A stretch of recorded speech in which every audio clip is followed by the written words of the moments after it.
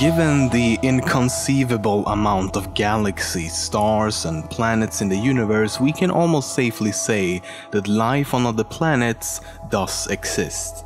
Sure, until we can actually prove that point, there's that slight chance that there is nobody out there. However, when or maybe if we ever do meet aliens, what will they be like? Obviously we can't know, but we can make educated guesses. A good way to start is to look at ourselves. What do humans do when we find new land, people, and or creatures we have never encountered before? Well, for example, if we look at when Christopher Columbus first discovered North America, it didn't exactly end too well for the Native Americans. Basically, throughout history, humans have conquered and taken over land and resources. So if aliens that finds Earth are anything like humans, it's most likely going to end very badly for us. However, another point to consider is the fact that if aliens have the technology for interstellar and maybe even intergalactic travel, they might not be very interested in us and, from their perspective, our very primitive world. Neil deGrasse Tyson explained it using a pretty great analogy. You don't walk by a worm and wonder what it's thinking or try to communicate with it. No, you either walk right past it or step on the worm. In other words, if aliens ever do find Earth, or maybe they already have, we might simply be too primitive for them to even consider communicating with us. You can also look at this from the other perspective. What if we humans in, say, a few hundred years or so have become so technologically advanced that we are now the aliens visiting more primitive worlds? And to be honest, this isn't that unlikely. Just look at how much technologically advanced we become since the Industrial Revolution. It only took about 3 generations for us to go from barely having electricity to having what allows you to watch this video right now, the internet. So what would we do? What would an even more advanced human civilization do if we found primitive life on another planet and actually had the means to visit? Well, there is something called the zoo hypothesis, which argues that intelligent alien life ignores Earth to allow for natural evolution and cultural development.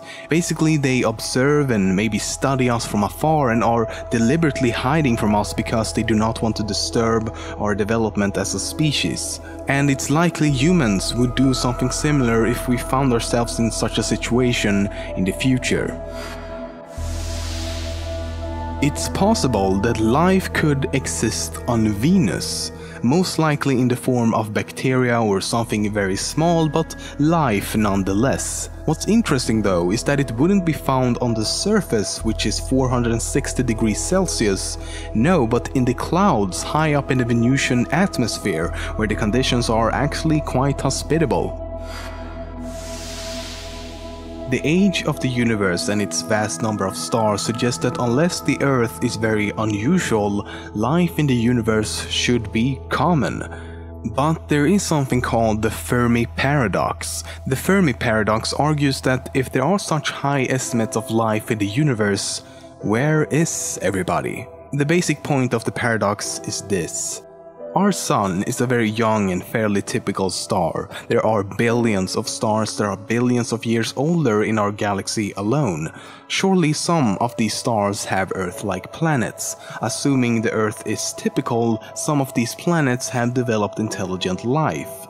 And at least a few of these civilizations should have developed the means for interstellar travel. But even if they have a very slow method of interstellar travel, the galaxy could be completely colonized in just a few tens of millions of years.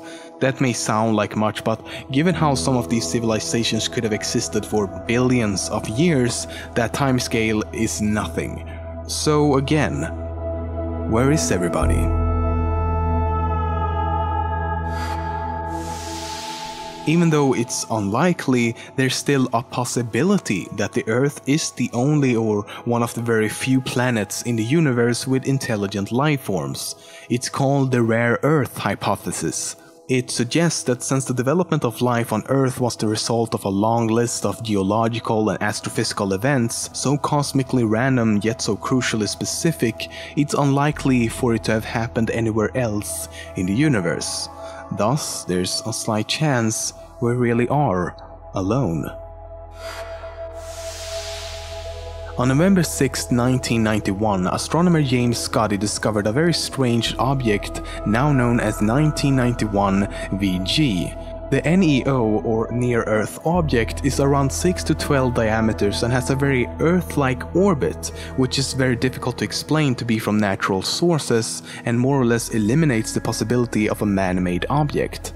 The object also has very rapid changes in brightness, which has led many to believe it could be of artificial origin. Maybe we'll know for sure during its next close approach to the Earth in 2016. In 1984, a team of meteorite hunters found a meteorite now known as Allen Hills 84001. It was blasted off the surface of Mars some 4.5 billion years ago and landed on Earth 13,000 years ago. It's noteworthy because the meteorite may contain fossils of bacteria-like life forms from Mars, which could mean it's the first solid evidence of the existence of alien life. However, after numerous examinations of the meteorite, scientists are skeptical to whether or not the shapes in the rock really are fossils of Martian bacteria. There are thousands of UFO reports every year. Of course, UFO stands for Unidentified Flying Object and does not mean it has to be artificial in origin, and 90% of cases can be explained in one way or another. But the other unexplained 10% are indeed interesting. Such is the case of an event which took place over Los Angeles in 1942, now known as the Battle of Los Angeles. A giant UFO would actually hover over the city and be witnessed by hundreds of observers. There's even photo evidence of the event. What's more is that because this was during World War II, right after Pearl Harbor had been attacked, the military quickly pointed spotlights at the object thinking it might be another attack. Soon after, they began firing and even sent out fighter planes to attack and destroy the UFO. But nothing. The object was hit but didn't seem to take any damage at all. It kept on hovering over the city with the military relentlessly trying to bring it down before vanishing without a trace. The US Air Force later blamed the event on a weather balloon. Make of that what you will. Deinococcus radiodurans is a microbe discovered in 2002 that can, among other things, resist enormous amount of radiation. This type of resistance is unheard of on Earth as it would take several billions of years to develop, leading many to theorize that this microbe might not have originated from Earth. There is something called the Drake equation. It's a formula used to supposedly calculate the number of active alien civilizations in the Milky Way galaxy. It works a little something like this.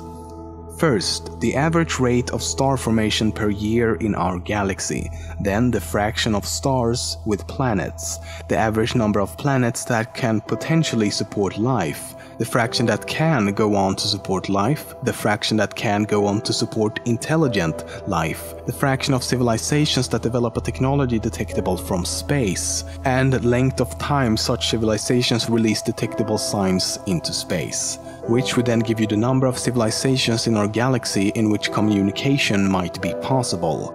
But as you can see, most of these factors are completely or partly unknown, and thus by changing only one factor just slightly can yield completely different results. So most of what I've said in this video and what you'll hear about aliens in general should be taken with a grain of salt, as it really is just theories and guesswork. Until we find some solid evidence, there is no way of knowing just how common or rare life on other planets really are.